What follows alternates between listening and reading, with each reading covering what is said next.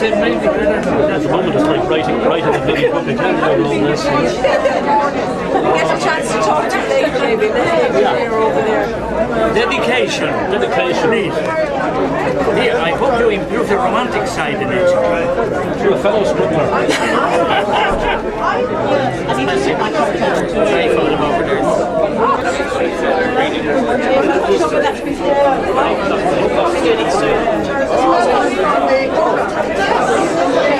Thank you very much.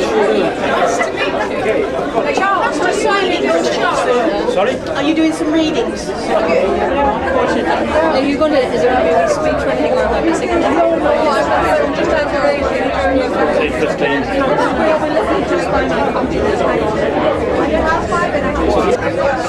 I had me seen on Christmas Eve. No, I'll tell you what, just sign yours first.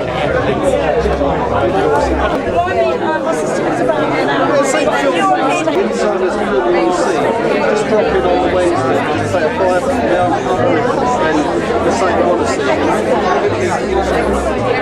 So 2 o'clock, one is Steve Hollister, and then public sort of arrange the edit. When I'm written, let me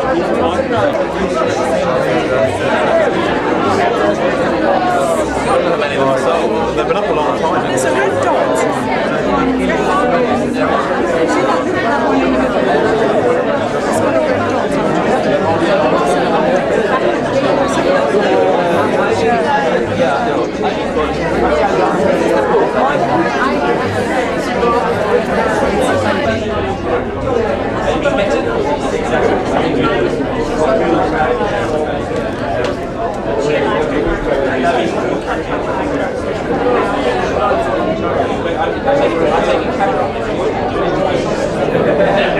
As much as I can get you. I don't know, I'm looking for a better place.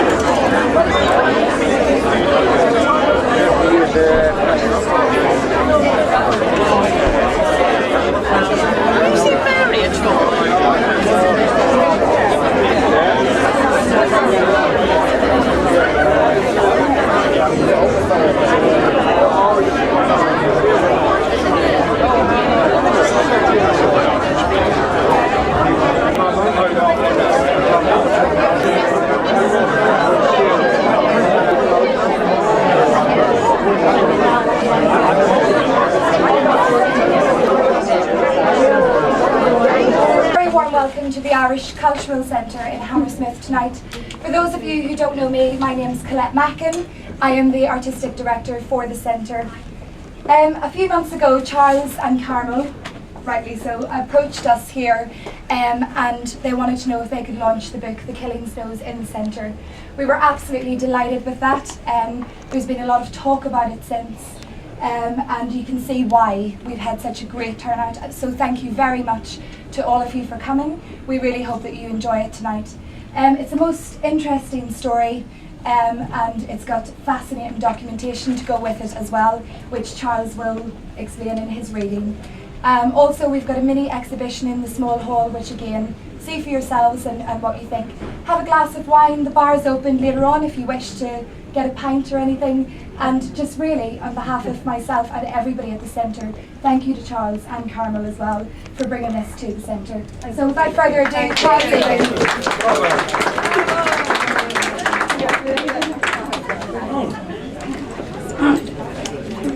Thanks indeed, Colette. And thanks to everyone who came along.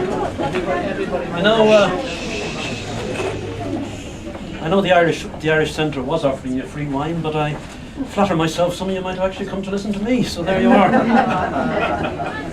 Sorry. Can't hear me. Charles, stand up. On the table. I might have to. Can you hear me now? Yes.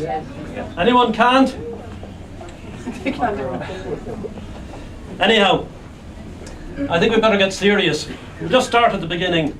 This, if you hadn't noticed, is a novel about the Irish potato famine, or as it used to be known, or by the older people, the Great Hunger. And to put it more in context, this here is the Great Hunger. This is fiction. This is the brutal truth. So I'd like to give you a quick introduction as to how all this came about. It started with the fact my father is from County Mayo. He was brought up on a very small farm there. And about 20 years ago, when one of his brothers died, he had to go down and sort out quite a number of matters, for example, including selling off the cattle, letting the land, etc. And when he was doing that, he found a box of old documents in the old granary. They were in pretty bad condition. He didn't know what to do with them, so he gave them to me. We didn't really know what to do with them. I had a look at them. I discovered the handwriting, which I knew fairly well, was by my great-granduncle. And that was about all I could work out about it at the time. Now, the documents included 2 payrolls. There were payrolls of people working in road gangs, and even that didn't mean very much to me initially. It was only about a year or 2 later, it suddenly dawned on me one night that the most vital thing on those payrolls was probably the date.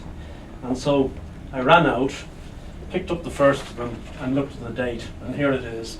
And it says November and December 1846. And if you look very closely, which you might be able to afterwards, you'll see the rate of pay per day was varying between 2pence and 3 pennies. And I knew at once that I was holding here the evidence of one of the most shocking episodes of the Great Hunger. Now, as I say, we knew it was written by my great-granduncle. The documents had been done out by him. We also had already known a certain amount about him because there was a lot of tradition in our family, about the fact that he had actually worked on famine roads. The interesting thing about him was that unlike most people who came from small farms, he was literate. Because of that, he got a job as a clerk and ultimately as a supervisor.